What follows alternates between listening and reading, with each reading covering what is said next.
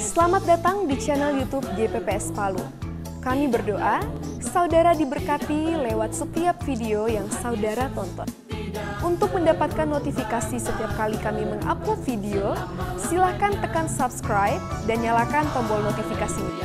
Jangan lupa follow media sosial kami yang lainnya, dan kunjungi website www.gppspalu.or.id. Tuhan Yesus memberkati. Shalom Bapak Ibu Saudara sekalian. Shalom, ada sukacita? Ada pengharapan?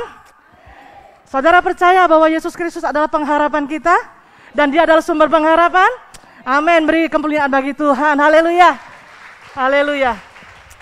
Yang di belakang juga, mari sama-sama di dalam ruangan ini dan di belakang dan di depan sana, tepuk kanan kiri saudara katakan, Yesus sumber pengharapan.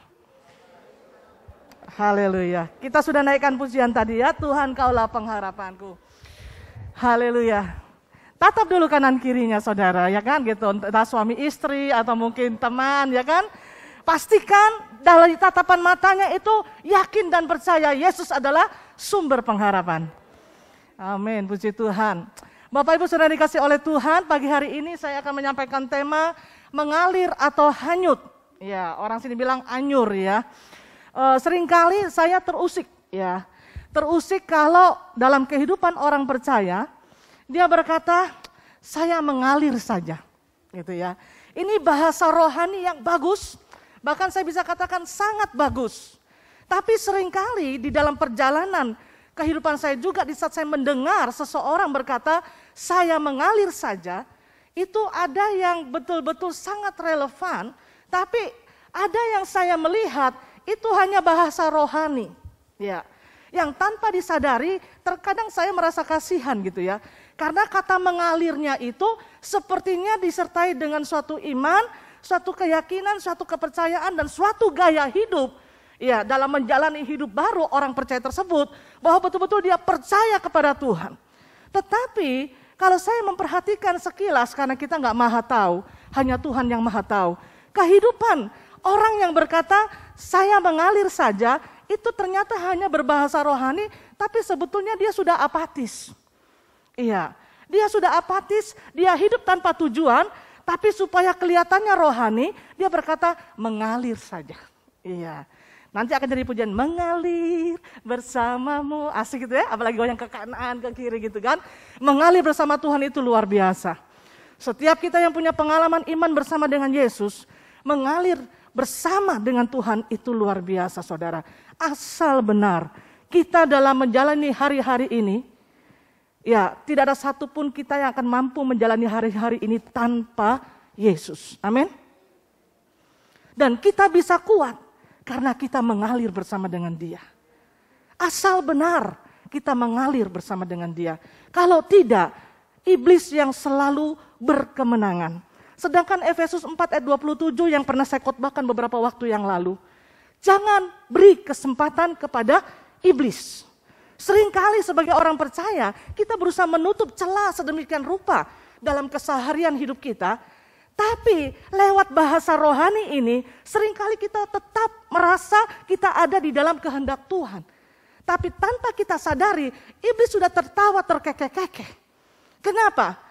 Karena itu hanya bahasa yang kita lontarkan untuk menutupi kekurangan, untuk menutupi permasalahan yang ada dalam hidup kita. Sehingga orang yang mendengar sekilas, oh percaya kita mengalir. Dan akhirnya iblis berkemenangan, bukan kita yang berkemenangan. Sedangkan Tuhan menghendaki kita hidup berkemenangan. Lewat kematiannya di kayu salib, Dia menebus kita, menyelamatkan hidup kita. Dan Dia menghendaki selama kita hidup di muka bumi ini, saudara dan saya senantiasa hidup berkemenangan bersama dengan Dia. Amin. Dalam segala hal. Itu sebabnya pagi hari ini saya sedikit membahas mengenai mengalir atau hanyut. Ya, seringkali kita berpikir saudara kita mengalir. Ya, karena itu bahasa yang seringkali digunakan dari generasi muda, bahkan anak-anak sekolah minggu pun sekarang sudah bisa mencuplik kalimat itu dengan bahasa yang lebih keren apa? Ngeflow aja gitu ya. Kita ini ngeflow aja, mengalir saja. Wow, luar biasa ya. Dan itu bagus sekali. Harus kita miliki prinsip hidup mengalir, asal betul kita mengalir di dalam pimpinan Tuhan dan terus bersama dengan Dia. Mari Bapak Ibu Saudara sekalian, mengalir atau hanyut kita pahami dulu. Kadangkala akibat tidak memahami itu kata-kata, sehingga kita berjalan dalam ketidakpahaman. Ya. Kalau saya melihat di kamus, kata mengalir itu adalah bergerak maju. Bergerak maju. Jadi nggak pernah diam di tempat, ya kan? Atau tak mundur, tapi dia bergerak maju. Ya. Dapat menguasai arus kalau berbicara dalam dunia perenangan, ya. Saya ambil gambar ini gitu ya. Bagi orang yang tahu berenang, dia akan bisa membedakan apa itu mengalir, apa itu anyur, apa itu terhanyut gitu ya. Kata hanyut itu artinya adalah terbawa oleh arus. Kalau saudara lihat gambar ini ya, itu akan ada perbedaan kata mengalir dengan hanyut. Kata mengalir, kita membiarkan diri kita mengalir dengan arus yang ada, tapi kita bisa menguasai arus itu. Kita tidak dikuasai oleh arus itu. Tapi kalau hanyut, itu kita terbawa oleh arus dan tidak dapat menguasai arus tersebut. Ya, orang Jawa bilang kenter. Ya, mungkin ada orang Jawa di sini ya, kenter itu anyur, saudara, orang sini bilang. Ya, sepertinya serupa, oh dia mengalir, padahal dia tidak bisa menguasai arus. Beberapa tahun yang lalu ada seorang pemuda GPPS Palu, kami lagi ada acara di Tanjung Karang, saya lupa tahun berapa tepatnya. Dan pemuda itu sekarang sudah tidak ada di Palu, ya. Dia ada di Surabaya kalau tidak salah ya, sudah menikah. Nah pada saat kaum muda remaja ada acara PI Komsel kalau tidak salah di Tanjung Karang. Ya. Jadi setelah selesai PI Komsel, kami kan makan gitu ya, makan. Nah saya melihat katakanlah si A ya namanya begitu. Si A ini, oh dia begini-begini saudara. Ya saya pun mengira dia lagi guyonan. Ya tahu guyonan? Baku sedu gitu ya. Sudah, kami tetap makan gitu. Nah, enggak berapa lama dia sudah ganti baju, ya kan? Ganti baju rapi. Dia terengah-engah dengan pucat dia berkata, "Saya hampir mati." Ya, saya tanya kenapa? Saya tadi terbawa oleh arus itu dan saya berusaha untuk menguasainya. Hampir saya tenggelam. Oh, yang waktu kau begini-begini tadi, anak-anak semua berkata, pengurus berkata, "Iya, tidak ada yang tolong saya." Loh, kita kira kamu, karena kita tahu dia pintar berenang. Begitu saudara ya, hampir katanya. Ya, dia berusaha menguasai dan akhirnya dia berhasil dan dia ke tepi ulang. Gitu. Nah Bapak Ibu Saudara sekalian, kata mengalir dengan hanyut dari definisi bahasa Indonesia, itu saja sudah sangat jelas. Mengalir itu bergerak maju.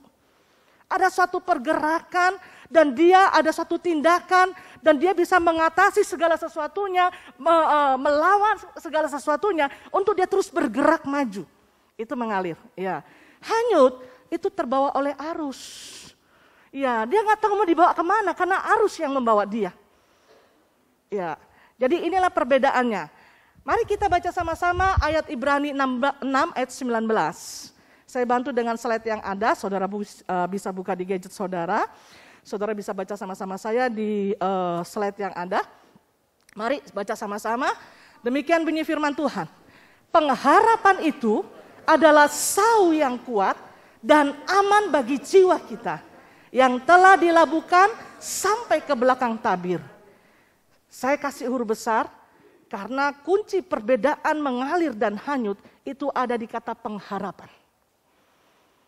Ya, pengharapan itu, apa kata pengharapan menurut firman Tuhan? Saya ambil dari salah satu ayat yang ada di firman Tuhan di Alkitab. Pengharapan itu adalah sau yang kuat dan aman bagi jiwa kita. Nah saudara mungkin bertanya, apa itu sau? Sau itu bukan panada, bukan jalang kote, kan? Bukan donat. Tapi sau itu adalah jangkar.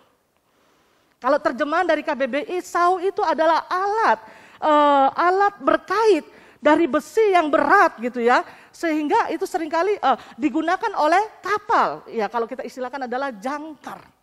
Ini nih gambarnya ya. Sau itu adalah jangkar. Sau atau jangkar itu dipakai di kapal. Ya, dengan tujuan apa? Tujuannya supaya kapal yang akan ke tepi ya. Setelah itu kan biasanya dilemparkan itu sau, kalau sudah kapal sudah akan ke arah tepi, menepi, supaya kapal itu tidak terseret oleh arus. Kalau dia bergoyang-goyang, tapi tetap ada di sekitar situ karena ada sau yang tertambat di bawahnya, jangkar itu.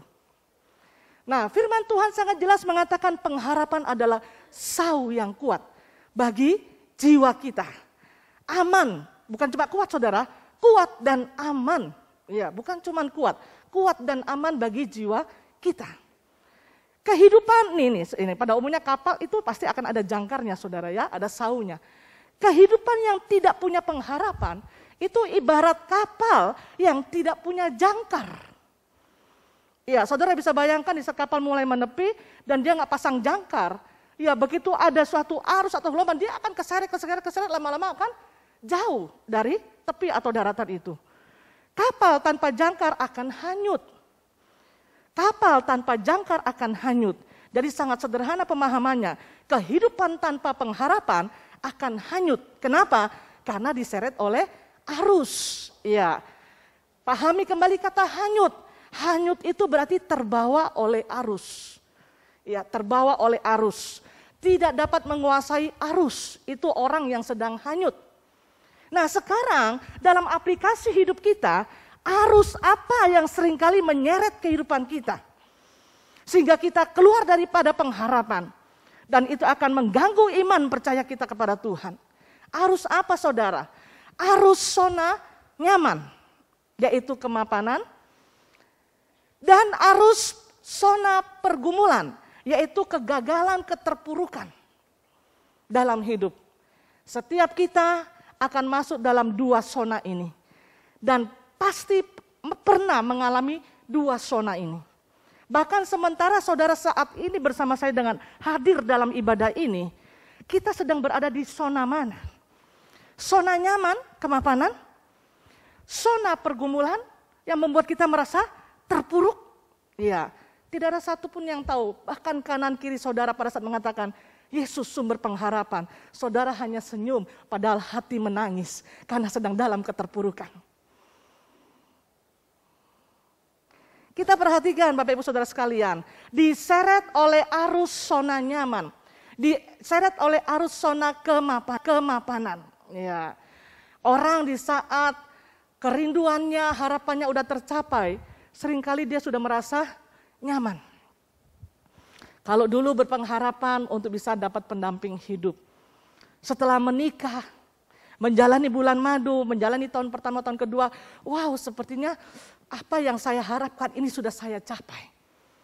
Ya, punya pasangan hidup yang luar biasa, dikaruniai anak pertama, anak kedua. Jadi bagi dia keluarga adalah segala-galanya karena dia udah merasa mapan, udah merasa nyaman. Tetap ibadah, tetap melayani, tetapi tanpa disadari pribadi ini sudah terseret oleh arus zona nyaman, zona kemapanan. Kenapa saudara arus ini berbahaya? Karena orang yang berada di dalam zona nyaman, ya orang itu akan terseret. Kenapa? Karena orang yang dalam zona nyaman itu tidak akan membutuhkan pengharapan dan sumber pengharapan. Walaupun kalau ditanya, dia tetap percaya Yesus adalah sumber pengharapan. Kita perlu punya suatu alat detektor dalam menjalani hari-hari kita. Betulkah kita tetap konsisten, tetap sama iman kita kepada Tuhan, sehingga kita terus dalam keseharian berpengharapan kepada Dia, atau kita berpengharapan kepada sesuatu dan lain hal dalam kehidupan kita. Di saat bekerja, usaha dari mulai kecil, kita berpengharapan luar biasa kepada Tuhan. Wow, dari subuh bangun tidur sampai malam bangun tidur, tidak akan pernah melepaskan itu sumber pengharapan. Dan Tuhan mulai memberkati, dan di saat berkat sudah mulai berlimpah, saudara mungkin tetap masih doa pagi. Saudara tetap baca firman Tuhan. Saudara tetap aktif dalam ibadah. Saudara tetap melayani kalau saudara pelayan Tuhan. Tetapi alat detektor itu bisa bunyi enggak? Titit, bahwa sesungguhnya Tuhan itu kan maha tahu saudara. Dia tahu kita masih hidup dalam pengharapan kepada Dia, atau ada sesuatu yang kita andalkan sehingga itu mengganggu pengharapan kita. Iya. Ada pasangan suami istri bukan di sini ya, itu di satu kota. Begitu menikah, mereka mengalami rumah tangga yang luar biasa, harmonis. Diberkati anak yang lucu-lucu gitu ya. Dan anaknya diberkati punya prestasi dalam sekolah. Semua orang bangga dengan melihat keluarga ini. Dan saudara, keluarga ini tetap aktif dalam pelayanan. Tapi bagi pasangan ini, keluarga adalah segala-galanya. Sudah bukan Yesus yang segala-galanya. Keluarga adalah segala-galanya. Kita membangun rumah tangga keluarga kita berdasarkan firman dan hidup dalam ketentuan apa yang difirmankan oleh Tuhan. Setelah itu kita berhasil, kata berhasil dalam arti kata kita menjalani, menghidupi firman itu. Saudara, ini jangan sampai kita terseret dengan zona nyaman ini. Zona kemapanan ini, kemapanan, kenyamanan dalam hidup berumah tangga. Sehingga itu bisa mengalihkan, kalau dulu kita berkata, He is my everything. Yesus adalah segalanya, tetapi akhirnya keluargaku adalah segalanya. Nah, kalau sudah kondisi seperti ini, berpengharapan kepada Tuhan, mungkin tetap menaikkan pujian seperti tadi dinaikkan oleh tim pelayan altar. Tuhan, Kaulah pengharapanku. Kita bisa tetap menyanyi, tapi hati kita yang paling dalam, Yesus yang tahu. Benarkah sampai saat pagi hari ini, saya dan saudara tetap menaruh pengharapan kita kepada Tuhan Yesus Kristus. Dan menjadikan Dia sumber pengharapan dalam kehidupan kita. Atau karena ada sesuatu yang sudah kita andalkan. Yang kita sudah merasa nyaman dengan hal itu. Baik itu masalah finansial, baik itu masalah oknum seseorang yang kita merasa nyaman dengan dia. Nah, inilah yang seringkali membuat iblis bertepuk tangan dalam kehidupan perjalanan kita sebagai orang percaya. Jadi jangan dianggap zona kenyamanan itu saudara tidak berbahaya. Berbahaya, kenapa? Yang pertama adalah hati-hati apakah saya dan saudara tetap menaruh pengharapan kita kepada Tuhan Yesus Kristus. Di saat kita bangun pagi, kita tetap membutuhkan, aku butuh. Peganglah tanganku Roh Kudus, Tuhan aku membutuhkanmu, lindungi, kirim malaikat surga. Pokoknya Dia adalah sumber pengharapan kita dalam segala aspek hidup kita. Atau kita bangun pagi hanya memang kita berdoa karena kita tahu kita harus berdoa. Hari Minggu seperti ini kita datang ibadah karena kita tahu kita harus datang ibadah. Tapi berbeda dengan pribadi yang datang karena kita mencari Dia, karena kita menjadikan Dia sumber pengharapan kita. Tanpa Dia saya tidak mampu menjalani hari-hari ini. Kalau kita diberkati, puji Tuhan. Kita bersorak haleluya. Kita tetap mengakui itu semua adalah dari Dia. Dan kita bahkan lebih lagi tidak sia-sia memiliki sumber pengharapan. Nah, saudara yang dikasih oleh Tuhan, orang yang seperti ini merasa bahwa dirinya mengalir. Iya, sudah hidup dalam zona kenyamanan, kemapanan, dia bisa menyaksikan berkat Tuhan, ya kan, mujizat Tuhan dalam kehidupannya, dari nol sampai Tuhan berkati, dia merasa dirinya tetap mengalir. Nah, saat pagi hari ini saudara renungkan, apakah memang betul-betul saya dan saudara tetap mengalir, dengan kata mengalir yang sesungguhnya, pemahaman mengalir yang sesungguhnya, atau padahal kita sebetulnya anyur. Kita hanyut dengan zona kemapanan dan zona kenyamanan itu. Apa yang saudara dibawa kepada zona kenyamanan, zona kemapanan apa? Usaha dari nol, usaha diberkati. Ingin mendapatkan jodoh, jodoh Tuhan sudah berikan. Orang biasa kalau sudah dapat jodoh menikah targetnya adalah punya anak, gitu kan? Dapat anak laki-laki, kepingin anak perempuan. Target punya anak perempuan setelah tercapai, rasanya semua udah tercapai. Iya. Nah, saudara yang dikasih oleh Tuhan, itu zona kenyamanan. Berikutnya, arus yang kedua dalam kehidupan ini adalah kita seringkali bisa diseret oleh arus zona pergumulan. Iya. Apa itu saudara? Hidup hanyut dalam kesedihan. Karena banyaknya pergumulan, baik itu masa lalu maupun juga yang sedang terjadi. Termasuk pagi hari ini, mungkin ada yang sedang terjadi dalam kehidupan saudara. Itu yang saya katakan tadi. Waktu teman sebelah menepuk saudara, Yesus sumber pengharapan. Saudara senyum, bahkan mungkin berkata, amin. Padahal hati ini menangis. Karena saudara sedang dalam pergumulan yang begitu kuat. Kenapa saudara hanyut dalam kesedihan? Karena hidup tidak sesuai harapan. Setiap manusia pasti punya harapan. Anak kecil aja punya harapan. Hidup tidak sesuai dengan harapan. Apa yang tidak sesuai? Remaja yang masih sekolah, anak-anak sekolah minggu yang masih sekolah, studi tidak sesuai harapan. Maunya menjadi pelajar yang berprestasi. Tetapi begitu tunggu sampai SD, sampai SMP tidak pernah berprestasi. Ya, merasa gagal. Padahal sederhana kalau mau berprestasi ya ora et labora. Seringkali kita berusaha untuk berharap kepada Tuhan, akhirnya kita kecewa kepada Tuhan. Bapak Ibu Saudara sekalian, saya pastikan bahwa Allah yang kita sembah dalam nama Tuhan Yesus Kristus adalah pribadi yang tidak pernah mengecewakan. Amin. Kalau terjadi sesuatu dalam hidup kita, kita perlu mengintrospeksi diri kita. Sejauh mana iman kita kepada Yesus Kristus. Sejauh mana firman itu kita hidupi dalam keseharian kita.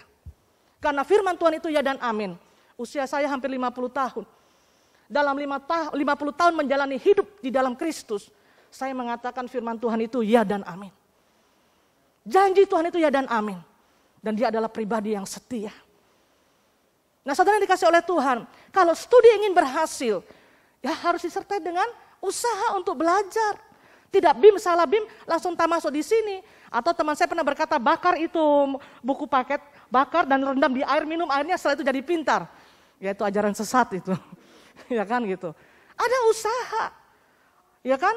Iman tanpa perbuatan pada hakikatnya adalah mati. Kalau mau jadi pelajar yang memuliakan Tuhan, mau menjadi pelajar yang berprestasi, ya saudara sekolah disertai dengan usaha. Belajar dengan baik-baik gitu ya. Pasti studi saudara akan diberkati. Bagi pemuda, remaja, pemuda, dewasa muda yang sudah bekerja. Tentunya setiap orang punya cita-cita dan ingin berhasil di dalam masa depannya. Ternyata sekian lama bekerja hanya jadi karyawan dan gajinya UMR terus gitu. Dan saudara mulai kecewa dengan Tuhan. Katanya rancangan Allah, rancangan damai sejahtera. Saya ini sudah setia. Saya ini udah melayani dari remaja sampai kaum muda sampai dewasa muda. Tetapi ini saya mau kawin, gaji gak naik-naik, UMR terus, pindah pekerjaan sana tetap UMR. Ya jelas. Karena saudara tidak melengkapi diri saudara. Iman tanpa perbuatan pada hakikatnya adalah mati. Gitu. Itu sebabnya saya berkata kepada generasi muda yang sudah SMA dan sebagainya, perlengkapi diri. Yang SMP, kamu mau kuliah enggak? Enggak mau kuliah, ambil sekolah kejuruan, jangan ambil sekolah SMA. Nanti cari kerja susah. Karena kalau sekolah kejuruan 3 tahun sekolah udah dapat skill. Udah dapat keterampilan. Tinggal dilanjutkan kursus atau apa, kamu melamar pekerjaan punya keterampilan apa? Oh saya bisa komputer, karena dia jurusan ambil komputer. Oh saya bisa saya bisa salon, karena memang dari make up orang, gunting rambut, karena kejuruannya ambil seperti itu. Ya orang langsung bisa terima. Oh saya bisa akuntan, karena dia nggak masuk SMA, dia masuk kejuruan, dia ambil bagian akuntansi, walaupun dia nggak kuliah akuntansi. Orang masih mau terima, ada yang SMA, ada yang kejuruan, orang lebih pilih yang kejuruan. Nah itu namanya kerjasama dengan Tuhan. Gitu. Jadi jangan hanya beriman saja tanpa ada tindakan. Terseret oleh arus saudara. Nah setelah itu ya mengalir ajalah kemana Tuhan bawa. Dengan harapan akan bisa 2-3 kali lipat mendapatkan gaji dari standar UMR atau UMP. Ya impossible. Padahal di dalam kehidupan kita sebagai orang beriman, nothing impossible. Tidak ada yang mustahil. Tapi kata tidak ada yang mustahil itu seperti pujian yang berkata, bagi Tuhan tak ada yang mustahil. Itu benar. Pencipta pujian ini benar dan ada dasar alkitabiahnya. Tapi bagaimana bisa terjadi? Iman disertai dengan perbuatan, tindakan. Ada bentuk kerjasama kita dengan Tuhan. Perlengkapi diri kita. Ya, bagi yang generasi pemuda, pemudi, dewasa muda. Ya, saya dalam bimbingan pranikah, saya bertanya berapa usia gitu ya. Bekerja, kadang-kala ada satu pasang yang bekerja dan sebagainya. Kadang-kala saya menemukan gajinya rendah saudara, tapi mereka berani menikah. Jadi saya kasih gambaran gitu ya, bagaimana itu pernikahan gitu. Sehingga jangan hanya berasa bahwa Oma Dayo berkata, tai gigi rasa coklat, nggak apa-apa. Nanti biar beralaskan koran boleh, masuk angin. Akhirnya kena flu hongkong, flu tulang, sakit semua tulang-tulangnya kalau beralaskan koran. Ya kan, makan nasi dengan garam nggak apa-apa, dan berapa lama baku lempar piring dengan gelas, darah tinggi dia, makan asin terus gitu ya kan. Iya, itu hanya cerita saja, saya berkata jangan terlalu banyak nonton sinetron gitu ya. Hidup itu realita, hidup itu nyata gitu. Nah saudara dikasih oleh Tuhan, hidup tidak sesuai harapan menjadi kecewa, terpuruk ya kan. hanyut dalam kesedihan. Terus berikutnya juga, hidup tidak sesuai harapan. Seseorang pasti punya target. Apalagi generasi sekarang ya, cepat sekali. Entah pengaruh perkembangan gizi, entah pengaruh tontonan, gadget gitu ya. Anak-anak SD so tahu, siapa kau dengan siapa, dengan ini. Apa sih dengan ini? Tidak, saya sudah putus. Padahal masih kelas 2, kelas 3 SD. Ya kan gitu. Nah sudah dikasih oleh Tuhan. Pasangan hidup. Sedangkan yang remaja aja dikatakan jangan dulu keburu gitu. Memangnya besok mau kawin, 2-3 tahun ke depan mau kawin? Belum, ya udah jangan pikir dulu. Titi masa depan, masuk dalam rancangan Allah. Yeremia 11:29, rancanganku adalah rancangan damai sejahtera untuk mendatangkan masa depan yang penuh harapan. Hentak dirimu masuk, berjalan fokus kepada rancangan Allah. Bagaimana caranya? Bekerja sama dengan Tuhan. Persiapkan, ambil itu rancangan yang Tuhan siapkan di depan. Jangan kamu cabik-cabik dan jangan kamu rusak. Ya, akhirnya belum tamat SMA sudah to be married gitu ya. Rancangan Allah dirusak sendiri gitu. Punya target umur sekian, Tuhan kalau Tuhan kehendaki berikan saya jodoh umur sekian pasti saya dapat jodoh. Tunggu, sempat berkenalan putus ya kan gitu. Ada yang nembak akhirnya putus. Ternyata sudah 30, 35 tahun, 40 tahun. Ya, mana ini janji Tuhan? Ya, bagi yang para jomblo ini ya, gitu. Karena saya sering mendengar jeritan hati para jomblo. Iya, entah jomblo yang sedang, entah jomblo yang tua gitu. Nah, saudara yang dikasih oleh Tuhan, sederhana. Saya seringkali berkata kepada rekan-rekan hamba Tuhan GPPS Sulteng ya, gitu. Temukan saja kamu terpanggil membujang atau tidak. Kalau tidak terpanggil membujang ya berdoa. Sabar nantikan Tuhan, jangan ambil keputusan yang salah ya, karena pernikahan adalah seumur hidup. Gitu. Tapi kalau kamu temukan Tuhan memang panggil kamu untuk hidup membujang, jangan pernah takut untuk menjalaninya. Dan jangan pernah berpikir menikah itu adalah keberhasilan. Orang yang sekawin berhasil, orang yang tidak kawin adalah tidak berhasil. Firman Tuhan tidak mengatakan demikian. Ya, dan jangan pernah berpikir menikah itu jauh lebih enak. Enak, indah karena kita mau tetap menghidupi firman. Tetapi kalau kita boleh jujur bagi pasangan yang sudah menikah, pasti ada suka dukanya yang lebih. Gitu kan? Membujang ada kesukaannya, menikah ada kesukaannya. Membujang ada penderitaannya, menikah juga ada penderitaannya. Kalau saya bertanya kepada rumah tangga yang gagal, dia tambahkan, lebih lagi penderitaannya Bu. Ya kan? Dan itu adalah realita. Kalau Tuhan kehendaki kita menikah, Tuhan persiapkan pasangan hidup, kita masuk dalam rancangan Allah, itu ada satu keindahan. Tapi itu pun bukan berarti tidak ada riak-riak. Kadang-kala bukan cuma riak, gelombang. Badai gitu ya. Tapi Tuhan yang pertemukan, Tuhan akan pakai ini pasangan. Dan di dalamnya ada Roma 8 ayat 28. Jadi bagi yang para bujang sampai saat ini yang masih jomblo, saudara jangan berkata hidup tidak sesuai harapan. Target saya kalau Tuhan kehendaki saya menikah, 30 tahun saya menikah. Sekarang saya sudah 40 tahun, kenapa saya belum menikah? Saudara harus banyak bertanya dengan Tuhan. Ya, Tuhan kehendaki saya untuk membujang. Kalau Tuhan kehendaki saya oke. Dan Tuhan pasti akan berikan kemampuan. Ada keindahan tersendiri dan luar biasa saudara. Kalau itu adalah panggilan hidup. Iya. Justru kalau kita berusaha keluar daripada panggilan hidup. Demi apa yang dilihat oleh orang di sekitar kita. Kita nggak mampu dibilang jomblo. Kita nggak mampu dibilang tidak laku. Ya kan? Kita nggak mampu dibilang terlalu banyak berpilih-pilih. Ya. Itu sebabnya kita harus berpijak berdasar dengan dasar yang kuat yaitu firman Tuhan. Gitu. Tidak sesuai harapan. Tuhan sudah berikan pendamping hidup. Ternyata dalam berumah tangga tidak sesuai harapan. Sebelum saya menikah, saya sudah banyak kali juga mengkonselingi orang yang sudah menikah. Kadang-kadang saya juga bingung saudara, saya belum kawin tapi dia datang ya berarti dia percaya datang sama saya gitu. Jadi apa yang saya sampaikan adalah apa yang sesuai firman gitu ya, dengan kesaksian-kesaksian yang ada.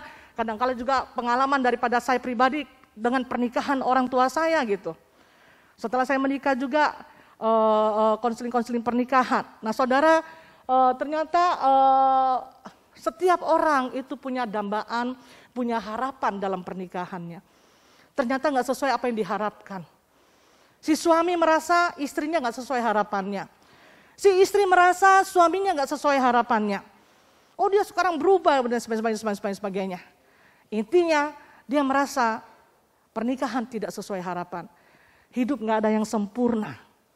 Saya berbeda dengan dia. Memang dalam pernikahan pasangan itu nggak pernah sama, saudara. Kita dengan suami kita, suami dengan istri itu pasti adalah pribadi yang berbeda. Dan dari perbedaan itu harus dipersatukan. Itu sebabnya firman Allah dalam Kolose 3:14 berkata, dan kenakanlah kasih sebagai pengikat yang mempersatukan, tidak titik, dan menyempurnakan. Itu proses. Jadi relationship apapun, saya merenungkan ayat ini, relationship apapun saudara, baik itu persahabatan, pertemanan, baik itu hubungan atasan dengan bawahan, baik itu relationship antara suami istri, baik itu relationship antara menantu dengan mertua, baik itu relationship antara anak dengan orang tua, kenakanlah kasih sebagai pengikat yang mempersatukan. Agape itu dulu yang mempersatukan, tapi nggak stop. Firman Tuhan menandaskan, menjelaskan, dan menyempurnakan. Tahu dari mana itu kata menyempurnakan? Melalui proses. Makanya perhatikan dalam setiap relationship pasti ada prosesnya. Begitu ada proses, begitu ada riak-riak, begitu ada gelombang, badai, saudara jangan merasa bahwa memang kita nggak cocok. Bahwa enggak gitu. Tetapi kita harus menjalaninya bersama-sama gitu ya. Karena kasih itu sebagai dasar yang mempersatukan. Tapi kalau nggak ada kasih, agape itu ya udah nggak bisa dibahas. Nggak bisa dibahas. Gitu. Makanya konseling umum dengan konseling Kristen berbeda. Ya, konseling Kristen dasarnya akan tetap agape. Ya, karena Tuhan selalu menghendaki adalah kenakanlah kasih sebagai pengikat yang mempersatukan dan menyempurnakan. Ya. Rumah tangga keluarga tidak seperti harapan. Akhirnya kecewa, terjadilah terjadilah will, bukan pil obat kuat ini bukan ya. Pria idaman lain, wanita idaman lain. Kenapa? Karena pasangannya tidak sesuai harapan. Nah saudara, dalam keadaan seperti ini orang banyak hidup hanyut dalam kesedihan. Ya, menyesali tanda kutip dan siap hidup dalam keterpurukan. Padahal yang Tuhan kehendaki enggak. Makanya jangan terseret oleh arus zona pergumulan. Nah dalam keadaan seperti itu iman harus disertai dengan perbuatan. Nah dalam keadaan seperti ini banyak kali orang-orang yang dalam zona seperti ini saudara, dia pakai bahasa rohani dengan tarik nafas panjang. Ya mengalir saja. Yang mungkin tidak menutup kemungkinan saudara sering menggunakan kata ini. Ya mengalir saja. Ini sebetulnya mengalirnya bagus. Mengalir itu adalah bergerak maju. Ada sesuatu yang dia fokuskan, yang di depan, yang harapannya akan dia capai. Dan dia percaya kepada sumber pengharapan itu. Itu kata mengalir yang sesungguhnya. Tetapi ini mengalirnya karena apa saudara? Sudah menyerah, sudah apatis, pokoknya dijalani saja. Nah itulah anyur, itulah hanyut. Ya kan? Seringkali kita menggunakan bahasa rohani, kita berkata mengalir saja. Padahal hanyut. Ada orang yang hidupnya diseret oleh arus masa lalu. Sehingga dia tidak mampu berdiri untuk hari ini. Hari ini gak mampu berdiri apalagi esok harinya. Ini hanya peribahasa, ini hanya bahasa, apa istilahnya saudara ya. Dia tetap menjalani hari-hari, dia tetap berjalan, dia tetap berdiri. Tetapi sesungguhnya hidupnya, dia udah gak mampu. Hidup dalam keterpurukan dan selalu menggunakan bahasa rohani, saya mengalir saja. Betulkah mengalir atau hanyut? Beda ya. Kalau hanyut, pasrah. Pasrahnya bukan berserah begini saudara. Pasrahnya begini. Beda dengan berserah begini. Kalau orang yang berserah begini, dia mengharapkan tangan yang dia angkat, ada yang memegangnya, dan menopangnya, dan menuntunnya. Itu perbedaannya. Kalau tangan dia angkat ke atas tanda berserah, dia mengharapkan ada tangan yang siap untuk memegang tangannya, menguatkannya, menuntunnya, ya kan? Dan terus membawa dia berjalan di dalam rancangan sumber pengharapan itu. Tapi kalau sudah begini, mengalir saja. Saya seringkali terusik dan terganggu dengan bahasa-bahasa rohani yang digunakan oleh orang-orang Kristen atau orang-orang percaya yang kenyataannya orang ini bukan mengalir, tapi orang ini anyur. Kalau dia jemaat GPPS Palu, saya tidak segan-segan akan berbicara. Tapi kalau itu hanya pertemuan di umum, dan saya melihat ternyata memang berantakan tanda kutip, ya dia bukan mengalir ini. Ini anyur ini. Dia sudah tidak berpengharapan kepada Tuhan Yesus Kristus. Imannya sedang terganggu. Tapi dia tetap berusaha mengatakan, saya adalah orang Kristen, saya adalah pengikut Kristus. Sayang. Harusnya dia mengalami itu, kasih karunia Allah, mengalami janji-janji Allah. Tapi dia tidak mengalami. Kenapa? Karena dia tidak mau berpengharapan. Tapi sayang yang selalu menggunakan kata mengalir saja. Mulai hari ini saudara renungkan kata mengalir yang keluar dari mulut kita. Betul-betul kita mengalir atau kita anyur. Atau kita kenter orang Jawa bilang. Atau kita hanyut. Iya, beda. Bukan mengalir orang begini ada hanyut. Nah berikutnya, ada orang yang hidupnya tetap kelihatan berdiri. Iya. Nggak terpuruk saudara, tetap kelihatan eksis begitu ya, berdiri tetap tegak walaupun dengan segudang pergumulan. Tetapi tidak berani berharap. Apapun, semuanya dia tidak berani berharap. Makanya saya pilih gambar ini. Dia nggak berani menengok yang ke depan. Dia tidak berani mempunyai pengharapan ke depan. Daripada saya lebih kecewa, lebih baik saya tidak usah berharap. Dijalani saja, mengalir saja. Padahal bukan mengalir, ini anyur, ini hanyut. Ya, entah pergumulan apapun yang terjadi. Menggunakan bahasa rohani mengalir, padahal bukan mengalir saudara, tapi hanyut. Suatu saat saya pernah berjumpa dengan seorang pelajar. Saudara tahu kalau pelajar itu berarti tingkat SMP, bisa SD, SMP, SMA. Saya tanya kepada pelajar ini, kamu kelas berapa? Kelas 3 SMA. Oh, nah terasa saya rencana kuliah apa? Tidak tahu. Loh, kok tidak tahu sudah kelas 3? Gitu ya.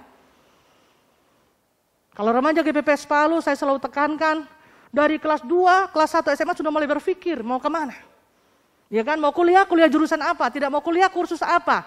Mau kerja apa? Hidup harus jelas. Berjalan dalam visi, temukan visi Allah dan kita berjalan di dalam visi itu. Ya, nggak tahu. Loh kok nggak tahu? Saya tidak berani berharap. Wah, saudara ini mengusik sekali saya. Mengusik, kenapa mengusik? Saya prihatin dan saya kasihan. Dalam kehidupan orang percaya, ada satu statement, saya tidak berani berharap. Saya berkata, kamu rugi. Ayo, beranilah berharap, tetap terus berharap, dan jangan pernah berhenti berharap. Kamu mau kuliah apa? Dia berkata, saya nggak berani berharap kak, karena orang tua tidak mampu menyekolahkan. Kamu punya Tuhan lebih besar, dia pemilik segala sesuatunya. Bapak Ibu yang dikasihi oleh Tuhan, saya rasa prihatin, kenapa? Karena saya mengalami dalam menghidupi firman yang Tuhan firmankan ya. Saya sudah sering kali katakan kepada Bapak Ibu Saudara sekalian, saya lahir di tengah keluarga broken gitu kan. Hidup gak ada harapan lah secara manusia, makan aja susah, sekolah susah. Saya udah pernah bilang kan, buku paket gak punya, buku tulis harus campur-campur sampai dihukum-hukum guru karena gak mampu beli buku tulis, apalagi beli buku paket. Secara manusia mau naik kelas susah gitu kan. Sekolah aja dihukum-hukum karena terlambat akibat jualan kue gitu. Datang terlambat karena harus bantu orang tua jualan kue. Tapi saya ingat sekali pada saat di tengah lapang saya membawa itu tenong. Tenong itu bahasa Jawanya itu adalah keranjang kue. Ya, kan dulu saya berjualan bawa tenong ya dengan kakak saya laki-laki. Dari pintu ke pintu ku bawa jalan kote, donat, biapong dan sebagainya buatan ibu saya. Nah, di saat saya duduk di tengah lapang, kakak laki-laki saya yang kedua nggak tahu apa yang ada di benak saya. Hidup sepertinya tidak ada harapan saudara. Kue yang dijual masih banyak. Kalau pulang ibu saya pasti sedih. Dia nggak marah sama kita. Kurang dibagi-bagi tuh kue sama tetangga. Akhirnya dampak tidak baiknya, tetangga jarang beli kue karena dia berpikir nanti kalau ada sisanya pasti dibagi sama kita. Ya kan? Nah itu saya jumpai. Ibu saya pintar rajin membuat kue tetapi manajemennya kurang. Nah saudara yang dikasih oleh Tuhan, saya berpikir begini, ya besok alamat kita gak akan makan sedap ini. Karena untuk beli tepung, telur, gula, Ini modal nggak balik, kue masih banyak. Padahal yang kami jual itu sisa yang tadi pagi. Nggak laku, kami harus jalan dari lorong ke lorong gitu ya. Makanya saat sekolah kami berpengharapan kue yang di pasar yang dijual oleh ibu kami itu laku sehingga kami nggak usah jualan gitu kan.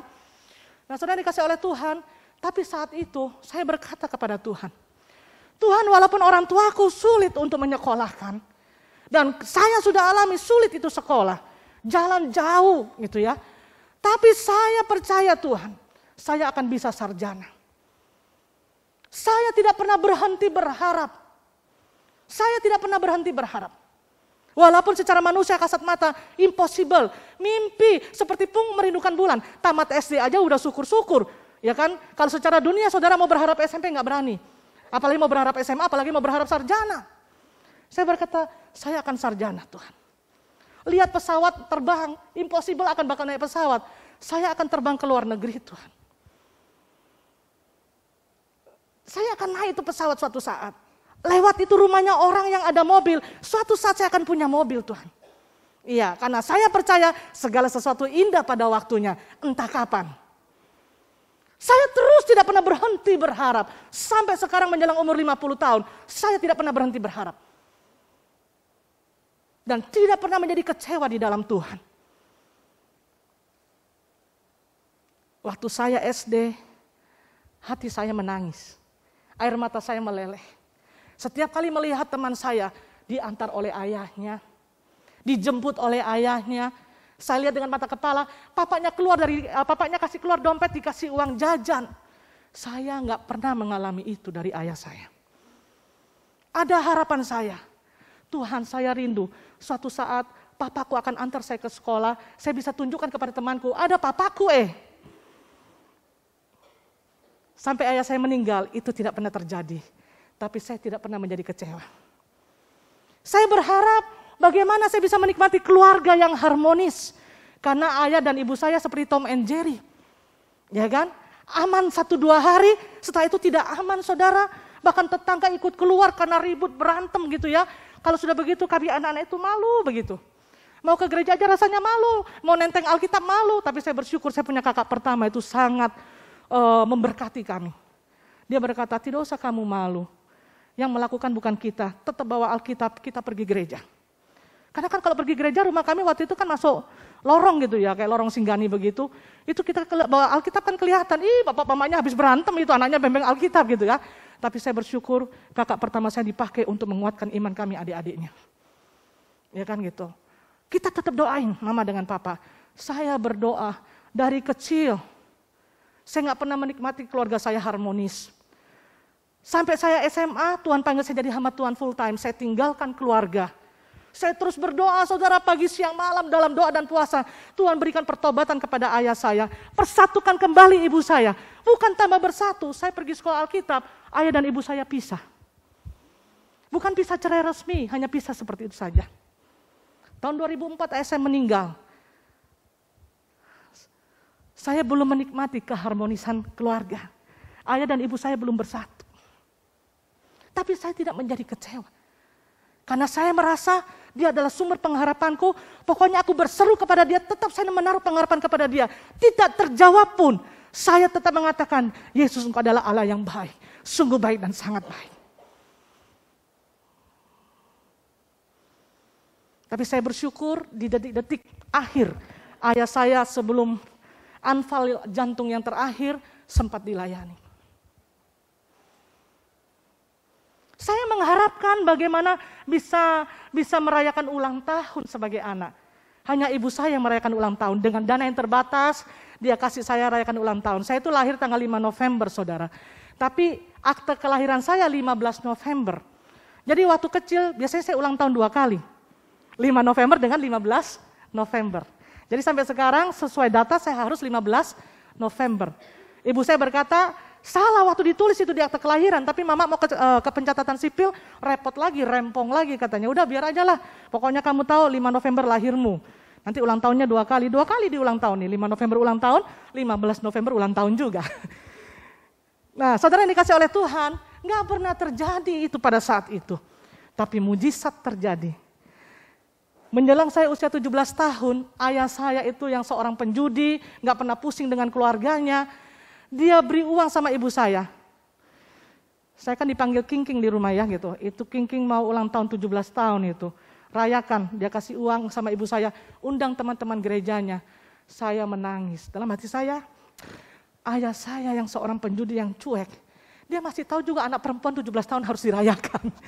Ya kan gitu. Dia suruh panggil teman-teman gereja, saudara, ucapan syukurlah dengan teman-teman kaum muda remaja. Rumah kami yang sempit, penuh begitu ya. Dan saya di make up, cantiklah saya pada saat hari itu. Ya gitu. Nah jadi itu yang tidak pernah terlupakan. Dan sangat membekas di tengah-tengah ketidakpeduliannya, sebetulnya dia peduli. Ya, dengan anak istrinya. Sampai detik waktu meninggal, kami di Adijasa, teman-teman penjudinya itu bertanya, mana anak-anaknya? Kami berkata, kami Asu, kami Su gitu. Lu punya papa bilang Kristen itu baik. Karena dia berkata istri dengan anaknya itu Kristen itu baik. Bagus itu agama Kristen itu. Secara tidak langsung dia mengakui bahwa Tuhan Yesus itu baik. Ibrani pun menyampaikan tidak selamanya orang yang beriman itu mendapat jawaban doanya. Tapi mereka tetap setia dalam imannya. Sehingga mereka disebut sebagai pahlawan-pahlawan iman. Bapak ibu saudara sekalian, jangan pernah berhenti berharap. Teruslah berharap. Saya tidak berani berharap. Daripada saya lebih kecewa, salah besar. Sama dengan engkau tidak beriman kepada Yesus Kristus tanpa disadari. Kalau engkau percaya dia adalah Allah yang besar, kau Allah yang besar, ajaib dan mulia. Beranilah walaupun secara manusia impossible. Tidak mungkin suamiku itu akan berubah. Tidak mungkin istriku itu akan berubah. Nah terjadilah seperti apa yang saudara pikirkan, apa yang saudara ucapkan, itulah doa saudara. Tapi kalau saudara berkata, Tuhan aku percaya bukan sekarang, tapi suatu saat aku akan melihat Tuhan akan ubahkan suamiku, Tuhan akan ubahkan istriku, Tuhan akan ubahkan anakku, Tuhan akan ubahkan anak mantuku. Aku percaya Tuhan entah kapan. Ya, engkau akan sanggup mengubahkannya. Itu adalah doa kita. Apa yang kita pikirkan, apa yang kita perkatakan itu adalah doa kita saudara. Dengan berani berharap kita percaya bahwa dia adalah sumber pengharapan kita. Saudara, kehidupan tanpa pengharapan itu gampang dihanyutkan. Seperti kapal yang diombang-ambingkan. Saya tuh kalau ngomong begini bisa langsung ingat itu lagu gitu ya. Ngomong begini bisa ingat itu lagu gitu ya. Di tengah ombak dan arus pencobaan. Terus apa? Hampir terhilang. Terus tujuan arah hidupku. Apa kata-kata berikutnya? Bagaikan kapal yang selalu diombang-ambingkan. Terus apa? Seolah-olah mengatasinya tiada mampu. Kapal diombang-ambingkan. Saya pernah naik kapal saudara. Dulu waktu masih praktek, datang praktek di GPPS Palu, iya. Itu harus naik kapal, itu ketetapan Bapak Gembala itu ya. Naik kapal. Ya, saat itu kami naik di kelas ekonomi gitu. Tapi saya bersyukur dengan naik di kelas ekonomi saudara, itu kesempatan ber-PI itu banyak. Ya, mata-mata cipit begini saudara bergaul dengan segala macam begitu ya. Itu awal pengalaman iman yang luar biasa bagi saya. Itu kalau dari Makassar itu apa namanya? Masa Lembo ya. Itu saudara betul-betul pergumulan kalau mau naik kapal. Menyeberangkan dari Makassar untuk ke Palu, itu selalu ombaknya besar sekali. Ya, biar di dalam kelas berasa sekali, pasti mual. Mau pergi makan itu udah ogah, kalau bisa baring lebih enak. Begitu duduk, kena ombak ya. Diombang-ambingkan, jangan mau diseret oleh arus zona pergumulan ini saudara. Dan hidup dalam terombang-ambing, dan saudara merasa saudara masih mengalir. Enggak, itu anyur, itu hanyut. Jangan mau hanyut, mengalir. Kembali mengalir, bergerak maju, terus dalam pimpinan Tuhan. Dan terus fokus, kristosentris, dia adalah sumber pengharapan kita. Ya. Arus apa yang saat ini menghanyutkan kehidupan saudara? Keberhasilan dalam hal finansial, arus zona kenyamanan, kemapanan, hati-hati. Ya, hati-hati dengan zona kenyamanan. Kegagalan dalam usaha atau pekerjaan, belum dapat jodoh, belum dapat keturunan. Nah, ini juga biasanya jadi masalah ya. Seringkali juga Bapak Gembala berkata, kalau belum dapat jodoh orang bertanya kapan, kapan. Setelah dapat jodoh, kapan, kapannya tetap lagi, kapan, kapan. Ya kan gitu, kapan ini, si kecil belum ada dan sebagainya. Sehingga beban moral sekali bagi pasangan tersebut. Nah ini saya mau katakan juga gitu ya, seperti tadi, orai telah bora, iman harus disertai dengan perbuatan, ada kerjasama dengan Tuhan. Jangan saudara sebagai pasangan berkata, mengalir saja Kak, mengalir. Padahal saudara boleh mengalir, bergerak maju dan tetap percaya. Aku percaya, ya Tuhan, ku percaya, aku percaya. Percayamu akan jadi 0, kosong. Iman tanpa perbuatan pada hakikatnya adalah mati. Disertai tindakan, pergi periksa pasangan suami istri. Loh itu saudara, ini bentuk kerjasama kita dengan Tuhan. Sehingga tidak ada saling menyalahkan, tidak ada saling berasumsi, ditahu jelas solusinya apa. Gitu. Kalau memang kesimpulannya setelah periksa, memang tidak bisa terjadi kehamilan, ya disepakati bersama. Diterima bersama. Agape itu kan berfungsi. Ya kan, cinta itu menerima apa adanya pasangannya. Tapi kan kalau nggak tahu bagaimana hanya menerka-nerka. Iya, jadi saya berkata kepada pasangan biasanya di dewasa muda, pergi, ya, pergi periksa, gitu. Pasangan suami istri diupayakan, nggak ada dana nabung, gitu ya. Kalau memang masih mengharapkan keturunan, gitu. Jadi jangan beralasan mengalir, padahal hanyut, gitu. Ya kan, hanyut, iblis yang tepuk tangan, akhirnya seiring perjalanan waktu termakan usia. Ya, usia kan akan bertambah terus. Tidak akan berkurang dan tidak akan tetap. Kegagalan dalam berumah tangga. Apakah saudara sekarang menghadapi arus yang seperti ini? Ya. Saudara merasa terpuruk saat ini? Membiarkan terus arus-arus tersebut menghanyutkan saudara. Dengan menggunakan bahasa rohani terus. Mengalir. Kami mengalir Kak Lea. Om, Tante, Kamilka, kami mengalir saja. Kami tim penggembalaan sangat mengenal jemaat satu persatu. Jadi di saat saudara berkata mengalir, kami tahu apakah memang saudara mengalir atau saudara hanyut, anyur terbawa arus. Nah sebagai orang tua rohani tentu kami tidak akan pernah berdiam diri. Ya saya berkata kepada pelajar itu, jangan pernah berhenti berharap.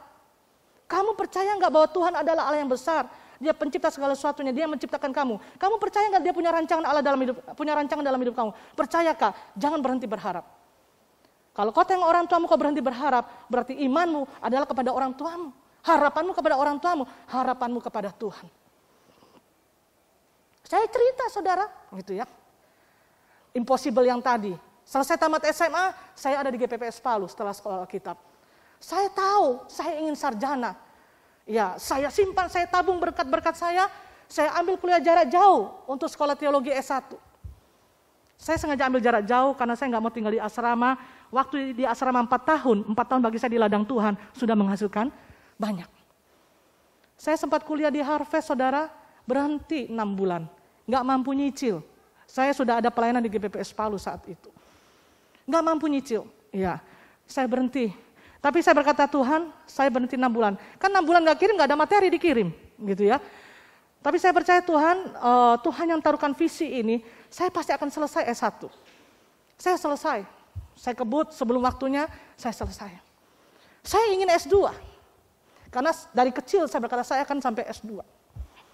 Gitu ya. Minimal saya akan S2. Hidup dengan iman. Gak ada yang diandalkan. Saya tidak mau menaruh pengharapan kepada manusia. Ya. Saya dengan Bapak Gembala, Ibu Gembala dekat seperti orang tua. Tapi saudara bisa tanya kepada Bapak Gembala, saya gak pernah membuat suatu penyampaian. Om saya ingin kuliah, tapi saya nggak ada dana, tolong dibantu dan sebagainya. Sulit bagi saya untuk berkata demikian. Kakak-kakak saya juga berkata, kamu itu lepas dari kami sejak umur 18 tahun. Tidak pernah ada kabar, kamu nggak pernah ada pergumulan kah? Bagaimana saya hidup tidak ada pergumulan? Hanya orang mati yang tidak ada pergumulan, betul saudara? Ya, tapi saya percaya saya punya sumber pengharapan. Tamat S1, 10 tahun kemudian saya ambil formulir, saya kumpul. Saya harus lanjut S2 kemana ini? Ada salah satu yang saya tentukan, saya simpan, waktu itu masih kantor yang ada kantor akuarium itu. Iya, yang kantor akuarium, kantor kita yang lama GPPS Palu, di dalam kantor itu ada brankas. Saya simpan itu formulir itu, saudara, saya sudah isi. Tapi biayanya besar sekali. S2 kan gitu ya, besar sekali. Ini seperti pungut merindukan bulan. Saya isi, saya taruh di brankas. Tuhan, kalau Tuhan kehendaki saya akan kuliah ini S2. 10 tahun berikutnya, saya udah gak pikir saudara, tapi saya tetap imani, saya tetap berharap gitu. Iya, 1 tahun saya tidak menjadi kecewa, 2 tahun saya tidak menjadi kecewa, 3 tahun saya tidak menjadi kecewa. Sampai 10 tahun berikutnya, malam-malam saya terima telepon. Waktu itu sudah ada HP. Dia berkata begini, ibu itu saya kenal karena anaknya dekat dengan saya di Jakarta. Lea, ya tante, saya bilang, bagaimana kabar tante? Baik Lea, kayak orang keburu-buru begitu. Lea, tolong kasih nomor rekeningmu sama tante. Loh, ini ujuk-ujuk minta nomor rekening gitu ya. Saya berkata, kenapa tante? Tadi malam tante itu sementara santai-santai, tante ini pendoa syafaat. Lagi di sofa, lagi ngemil ini ceritanya Lea. Muncul kau punya wajah. Padahal kami gak pernah baku konteks saudara. Saya dekat dengan anaknya saja, karena dia anggap saya seperti kakak gitu ya. Nah, terus Tuhan bilang sama tante, kirimkan dana, jumlahnya pun jelas kepada wajah ini. Oh tante, berdoa dulu saja. Ya tante uji dulu. Udah Lea, gak usah kasih nomor rekeningmu aja gitu. Tante kan harus taat dengan Tuhan, tante tahu itu dari Tuhan. 3 hari saya gak kasih saudara. Terus berikutnya dia kejar terus saya. Lea, jangan siksa tante katanya. Dalam hati saya siksa apa? 3 malam ini tidak dapat tidur tante. Cepat kasih nomor rekeningmu Lea. Coba kamu sebagai hamba Tuhan, kamu belajar taat. Di awal dia telepon saya, dia bilang gini, tante gak tahu itu. Kenapa Tuhan suruh kasih dana sama kamu? Apakah kamu mau kuliah? Atau kamu mau butuh dalam pelayanan? Kuliah nomor 1 yang disebut. Pelayanan nomor 2 yang disebut. Pokoknya tante hanya mau taat. Dan tolong Lea sebagai hamba Tuhan taat, kasih aja nomor rekeningmu begitu ya. Akhirnya saya kasih saudara. Dikirim menurut saya pada saat itu sangat besar.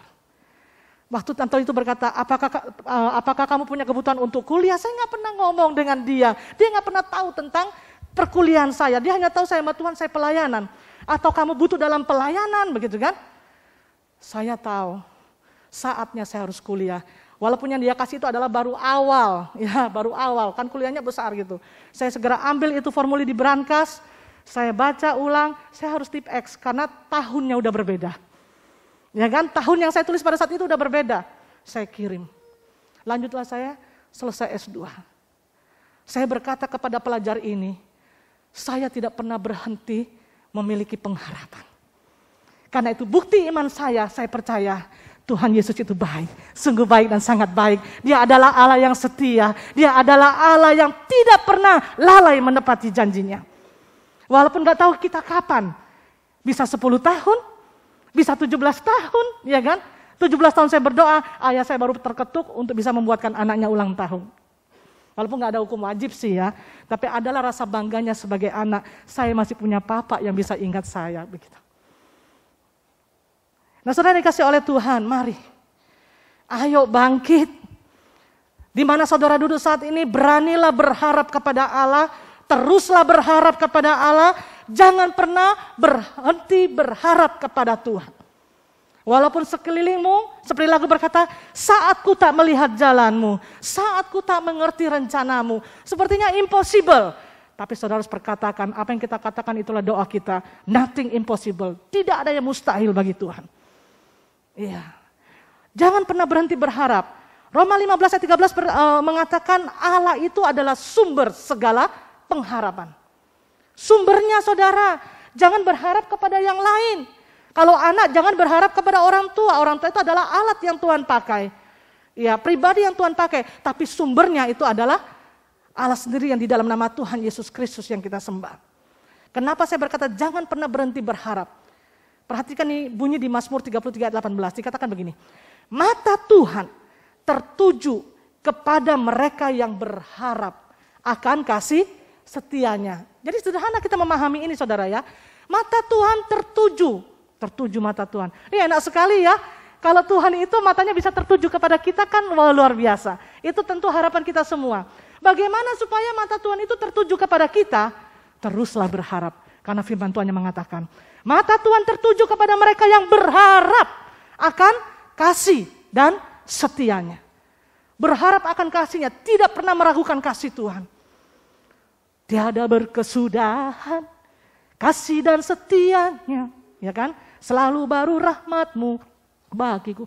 Tiada berkesudahan kasih Tuhan, apa? Tak berkesudahan, tak habis-habisnya rahmat-Nya. Tidak pernah berkesudahan, saudara. Orang tua kita terbatas, pasangan hidup kita terbatas, anak-anak kita terbatas, sahabat kita terbatas, kekasih kita terbatas. Tapi kasih Tuhan tak berkesudahan, tak terbatas. Kan salah besar kalau saudara mengatakan saya pengikut Kristus, tapi saudara gak berani berharap. Saudara jadi apatis. Salah besar. Tetaplah hidup di dalam iman saudara. Ya kan? Kerjakan imanmu disertai dengan kasih, teruslah berharap kepada Tuhan. Ayat ini gak asing. Ya, Abraham. Ya, kisah tentang Abraham. Roma 4:18 berkata begini, ayo kita baca sama-sama, demikian bunyi firman Tuhan. Sebab sekalipun tidak ada dasar untuk berharap, namun Abraham berharap juga dan percaya. Iya. Namun Abraham berharap juga dan percaya. Harusnya Abraham gak berani berharap dong. Ya kan? Pada saat 75 tahun Tuhan menyatakan janjinya engkau akan memiliki keturunan seperti bintang di langit. Ya. Terus nanti 25 tahun berikutnya baru terwujud, saudara. Itu masih boleh memungkinkan kalau misalnya dia masih umur 25 tahun, masih usia produktif. Lah ini Sarah juga sudah mati pucuk, mati haid. Abraham juga oke lah, laki-laki sampai tua masih bisa gitu ya. Tapi so tua juga ditunggu sampai 80 tahunnya ada. 85 tahun gak ada. 90 tahun gak ada. Tuhan ini cuma guyonan bagus saya itu saja ini kan gitu. Terus pengharapan apa yang saya mau pakai ini? Sedangkan Sarah sudah semakin bongkok-bongkok mungkin gitu ya. Tetapi dikatakan firman Tuhan, sebab sekalipun tidak ada dasar untuk berharap. Gak ada dasar. Mungkin kondisi realita yang saudara hadapi saat ini, pergumulan yang saudara hadapi, gak ada dasar untuk berharap. Udahlah Kak Lea itu hanya surga telinga aja. Saya gak berkata surga telinga kepada saudara. Ini adalah firman Tuhan. Dan saya alami dalam hidup saya, firman Tuhan itu ya dan amin. Gitu ya. Sebab sekalipun tidak ada dasar untuk berharap, namun Abraham berharap juga dan percaya. Sampai segala sesuatu indah pada waktunya. Umur 100, Sarah 90, baru hadir itu Ishak. So hadir, sepertinya Tuhan baku sedu lagi. Disuruh persembahkan. Wow. Tetap Abraham taat. Dan tetap Abraham percaya siapa itu? Allah. Siapa itu? Yesus. Nah, saudara yang dikasih oleh Tuhan, gak pernah berhenti untuk percaya. Iya. Iman, pengharapan, dan kasih. 3 ini saudara gak bisa terlepaskan, saling baku bawa. Hari Jumat kemarin di kaum wanita Ibu Gembala membahas iman, pengharapan, dan kasih. Ya, Ibu Gembala menyampaikan bahwa iman itu mobilnya, kasih itu adalah mesinnya. Ya, untuk terus bisa pengharapan itu sampai terwujud, gitu ya kan? 3 hal ini nggak pernah terlepas, saudara. Pengharapan akan hidup dan tumbuh jika kita punya iman dan terus hidup dalam kasih agape itu. Pengharapan dengan iman gak pernah lepas, saudara.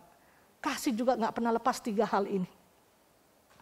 1 Tesalonika 1 ayat 3, Paulus berkata kepada jemaat Tesalonika. Luar biasa loh. Ayat sebelumnya Paulus berkata, aku bersyukur kepada Allah. Kenapa Paulus bersyukur kepada Allah? Melihat kondisi jemaat Tesalonika. Bagaimana jemaat kondisi Tesalonika? Ini ayat 3. Sebab kami selalu mengingat pekerjaan imanmu.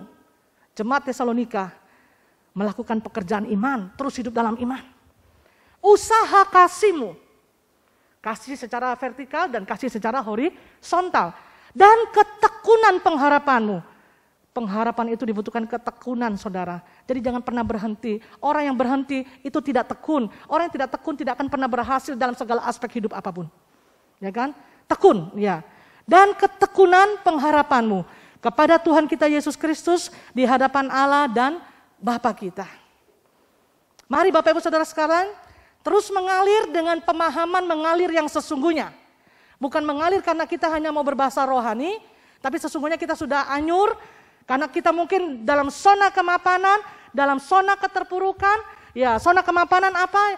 Kita terjebak dengan kemapanan sehingga kita tidak lagi berpengharapan, tapi kita mengandalkan sesuatu yang sudah Tuhan berikan dalam hidup kita. Nah, itu berbahaya. Kita akan terseret oleh arus itu. Ya, terus mengalir. Mengalir itu berarti bergerak maju, dapat menguasai arus itu, arus apapun, kita terus mengalir. Kenapa? Karena kita kristosentris, kita fokus, kita percaya kepada pribadi itu. Dan kita terus mau dengan pribadi itu. Mazmur 146 ayat yang kelima, ayat terakhir, mari kita baca sama-sama. Berbahagialah orang yang harapannya pada Tuhan Allahnya. Berarti orang yang harapannya tidak kepada Tuhan, yang tidak berani berharap, berhenti berharap, hidupnya tidak berbahagia. Karena firman Tuhan sendiri yang mengatakan, berbahagialah orang yang harapannya pada Tuhan Allahnya. Betul-betul dia menjadikan Tuhan Yesus Kristus itu Allahnya, sumber pengharapannya, sehingga karena dia sumber pengharapan, maka saya terus berharap kepada dia. Kalau toh tidak terjawab, tapi Tuhan tahu hatiku, apa yang menjadi bagian kita, kita sudah lakukan, dan Tuhan melihat imanku. Itu adalah hal yang luar biasa, saudara.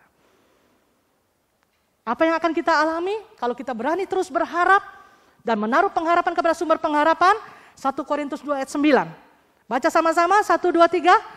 Apa yang tidak pernah dilihat oleh mata dan tidak pernah didengar oleh telinga dan yang tidak pernah timbul di dalam hati manusia, semua yang disediakan Allah untuk mereka yang mengasihi Dia. Amin firman Tuhan. Tuhan Yesus memberkati. Mari kita mengalir dalam pimpinan Tuhan dan terus berani mengalir, terus berani berharap karena kita percaya hanya Dialah sumber pengharapan. Tidak ada yang lain dalam hidup kita. Mari tim pelayan altar, Bapak Ibu Saudara sekalian, saya jemput bangkit berdiri. Kita naikkan pujian yang tadi, Tuhan Kaulah pengharapanku. Tuhan, Kaulah pengharapanku. Ku percaya hanya kepadamu. Yesus, Kaulah perlindunganku. Terima kasih Tuhan, Engkau Allah yang baik, sungguh baik dan sangat baik. Amin. Katakan dari dalam hati saudara, Tuhan Kaulah pengharapanku. Serukan, Engkaulah satu-satunya pengharapanku Tuhan. Amin. Haleluya. Yesus, Kaulah perlindunganku. Yesus Allah perlindunganku. Engkau yang selalu ku puji. Mulutku penuh dengan pujian. Mulutku penuh dengan pujian kepadamu ya Yesus Tuhan. Kami memberi penghormatan kepadamu Tuhan. Layak-layak Engkau Tuhan. Amin. Kepadamu ya Allah. Katakan saudara, Tuhan Kaulah pengharapanku.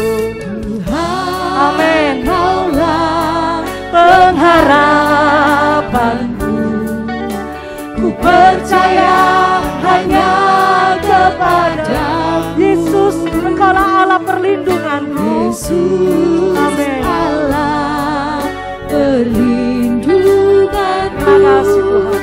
Engkau yang selalu ku puji. Mulutku penuh dengan pujian. Mulutku penuh dengan pujian kepadamu ya Yesus Tuhan.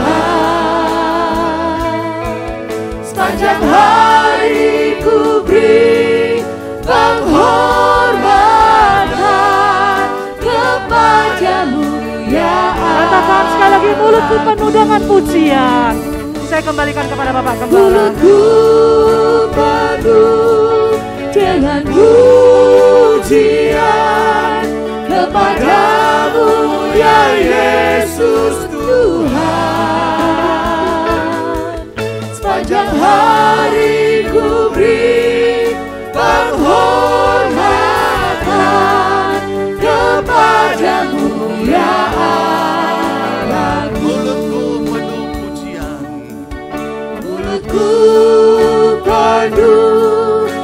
dengan pujian kepadamu ya Yesus Tuhan.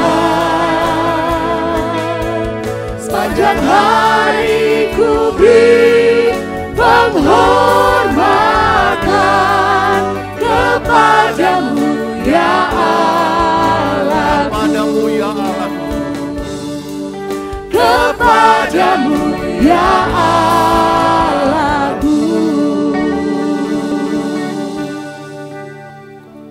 kebenaran firman Tuhan sudah diberitakan dan kita percaya, kita mengamenkan segala apa yang sudah Tuhan nyatakan dalam kehidupan kita, yang sudah kita alami secara nyata, campur tangan Tuhan, pembelaan, pemeliharaan, pertolongan, tuntunannya.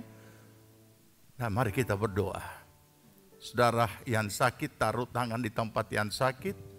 Saudara yang mempunyai pergumulan apapun bentuknya, yang juga seolah-olah tidak mungkin dapat terselesaikan. Yesus Kristus adalah sumber pengharapan. Taruh tangan kanan saudara, tangan kiri saudara di dada, dan satu tangan angkat di hadapan hadirat Tuhan. Kami datang ke hadirat-Mu dengan penuh syukur Tuhan. Karena Engkau telah menjadikan kami anak-anak kesayangan-Mu. Dan kami mengucap syukur pula untuk setiap hak iman yang Engkau berikan bagi kami, bahwa di dalam nama Tuhan Yesus yang adalah sumber pengharapan, kami boleh menaruh dan mengantungkan seluruh pengharapan kami kepada-Mu. Olehnya Tuhan, Engkau tilik setiap tangan-tangan yang ditaruh di tempat yang sakit. Dan juga tangan-tangan yang ditaruh di dada oleh karena suatu pergumulan. Marikah Engkau menyatakan kekuatan kuat kuasa-Mu oleh karena kasih-Mu pada kami anak-anak yang telah menjadi anak ketebusan Tuhan.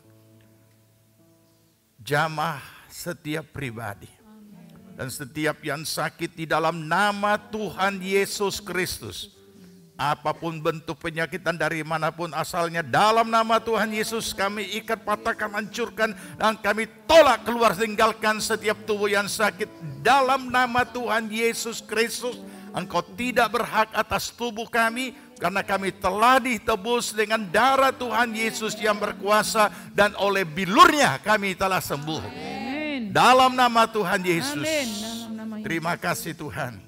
Kami juga secara khusus berdoa dan menyerahkan kehidupan kami dalam setiap pergumulan masing-masing yang dialami oleh jemaat-Mu, baik yang dalam ruangan ini, di luar ruangan ini, maupun dimanapun saja mereka mengikuti akan ibadah ini secara streaming. Kami datang ke hadirat-Mu dan mohon jamahan Tuhan. Jamahan-Mu adalah jawaban atas setiap pergumulan kami. Di dalam nama Tuhan Yesus, segala pekerjaan kuasa si jahat yang mau mengganggu kehidupan umat Tuhan, dalam nama Tuhan Yesus, yang patahkan, hancurkan semuanya dalam nama Tuhan Yesus. Engkau halaukan dari kehidupan kami Tuhan. Yang biarlah jamahan Tuhan memulihkan segenap kehidupan kami di dalam nama Tuhan Yesus Kristus. Terima kasih Bapa. Terpujilah nama Tuhan. Meteraikan kebenaran firman-Mu dan berkati hamba-Mu yang Engkau sudah pakai untuk menyampaikan kebenaran firman-Mu. Biar setiap pribadi dibangkitkan harapannya kembali, bahkan menggantungkan seluruh harapannya hanya kepada Tuhan Yesus Kristus, sumber pengharapan. Terima kasih Tuhan, kami mengucap syukur, terpuji nama-Mu. Kami berdoa untuk bangsa, negara, dan pemerintah kami, Bapak Presiden dan wakilnya, seluruh aparat pemerintahan mulai dari tingkat pusat, provinsi, kabupaten, kecamatan, kelurahan, desa-desa dan dusun-dusun, seluruh aparat diberikan roh hikmat, akal budi, roh takut akan Allah dalam melaksanakan tanggung jawab jabatan mereka masing-masing. Terima kasih Bapa di sorga, memberkati juga aparat keamanan baik TNI maupun juga Polri yang sudah mendedikasikan hidup mereka untuk menjaga negeri ini. Tuhan memberkati bersama keluarga mereka masing-masing. Terima kasih Bapak. Begitu juga kami berdoa untuk tenaga medis dan para medis yang masih bertugas untuk menyelesaikan sisa-sisa pandemi ini. Tuhan tolong agar supaya semuanya dibersihkan daripada pandemi ini Tuhan. Engkau melindungi dan memberkati mereka. Terpuji nama Tuhan. Terima kasih untuk seluruh jemaat Tuhan telah mengambil bagian dalam pembangunan gedung gereja. Tuhan tolong apapun partisipasi mereka semuanya diberkati oleh Tuhan. Terima kasih Bapak untuk tempat kami juga boleh beribadah. Tuhan memberkati. Tuhan Koragen sudah memberikan kami tempat untuk beribadah selama kurang lebih 3 tahun yang sudah berjalan ini. Terima kasih, terpuji nama Tuhan. Jemaat Tuhan yang dikasihi Tuhan, terimalah berkat, damai, sejahtera dari Tuhan Yesus Kristus. Kecintaan Allah Bapa dalam persekutuan Roh Kudus adalah kiranya tinggal menyertai kita sekalian. Dibuatnya kita hidup bijaksana, sehingga berhasillah segala apa yang kita kerjakan sampai berkelimpahan. Dari sekarang sampai Tuhan Yesus datang kembali. Amin.